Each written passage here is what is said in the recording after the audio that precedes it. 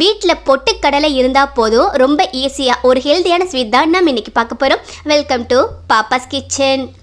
இப்போ ஒரு பேன் அடுப்பில் வச்சுருக்கேன். பேன் நல்லா சூடானதும் 1 கப் பொட்டுக்கடலை எடுத்திருந்தேன். அதை சேர்த்துட்டு லேசாக வறுத்து விட்டுருங்க.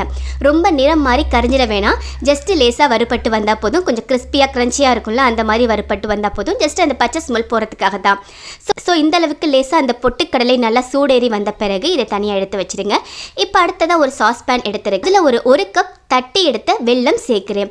கூடவே 1 கப் தண்ணீரும் சேர்த்துட்டு நல்லா கலந்து விட்டுருங்க. அந்த வெல்லம் நல்லா கரைஞ்சி வரட்டும்.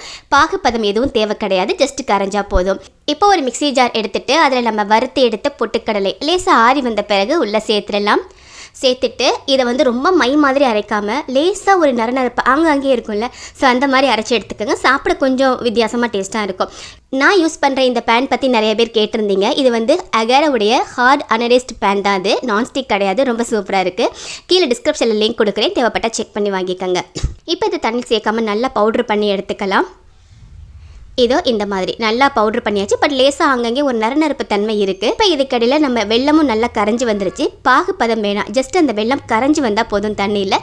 இதை நம்ம பிறகு ஃபில்டர் பண்ணி வடிகட்டி சேர்த்துக்கலாம். இருக்கட்டும். இப்போ இதை எடுத்துகிட்டு மறுபடியும் அதே பேனை நான் அடுப்பில் வச்சுட்டு ஜஸ்ட்டு ஒரு 2 டேபிள் ஸ்பூன் மட்டும் நெய் சேர்க்குறேன். நெய் இல்லைனா ஒன்றும் பிரச்சனை இல்லை, நீங்கள் தேங்காய் எண்ணெய் கூட சேர்த்துக்கலாம். நல்ல ஃப்ளேவராக ரொம்ப சூப்பராக இருக்கும். தேங்காய் எண்ணெய் ஃப்ளேவர் இல்லாமல் ரொம்ப வாசமாகவே இருக்கும். இப்போ இதில் நெய் சூடானதும் நம்ம அரைச்சி எடுத்த பொட்டுக்கடலை மாவு இருக்குல்ல, அதை சேர்த்துட்டு ஒரு குறைவான தீலையே அந்த நெய்யில் நல்லா கலந்து விடுங்க.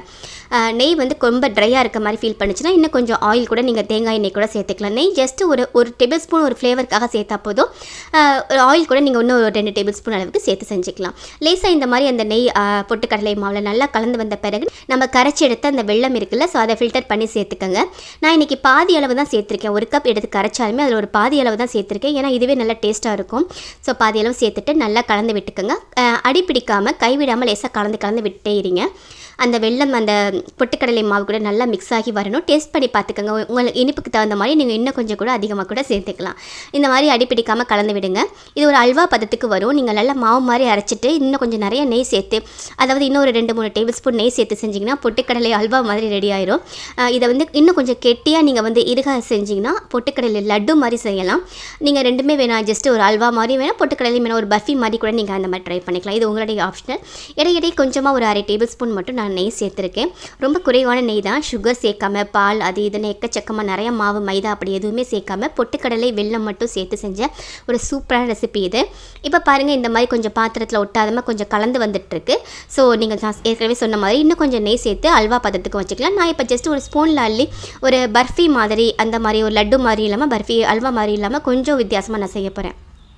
ஸோ அந்த பதம் உங்கள் பொறுத்து தான். நல்லா சாஃப்டாக இருக்கும் சாப்பிட்றதுக்கு. ஸோ இந்த மாதிரி கலந்து வந்த பிறகு ஸ்டவ் ஆஃப் பண்ணிவிட்டு தனியாக எடுத்துருங்க. பாருங்கள், இந்த மாதிரி இருக்குது. இதை இன்னும் ஒரு சில வினாடிகள் அடுப்பில் வச்சு கலந்திங்கன்னா உங்களுக்கு லட்டு மாதிரி பர்ஃபெக்டாக உருட்ட வரும். இது அல்வா மாதிரி இல்லாமல் லட்டு மாதிரி இல்லாமல் ஜஸ்ட் ஸ்பூன் வச்சு இந்த மாதிரி நீங்கள் சர்வ் பண்ணலாம். பாருங்கள் எப்படி இருக்குன்னு. ரொம்ப ஸ்வீட்டாக இருந்தது.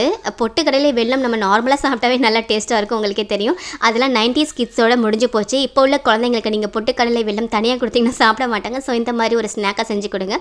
எந்த ஒரு அன்ஹெல்த்தியும் கிடையாது. ஸ்கூல் விட்டு வரும்போது ஈஸியாக ரொம்ப சட்டுன்னு செய்கிற ஒரு சிம்பிளான. ஸோ கண்டிப்பாக நீங்கள் வீட்டை ட்ரை பண்ணி பாருங்கள். நாளைக்கு ஒரு இன்ட்ரெஸ்டிங்கான ரெசிபியில் மீட் பண்ணலாம். தேங்க்யூ.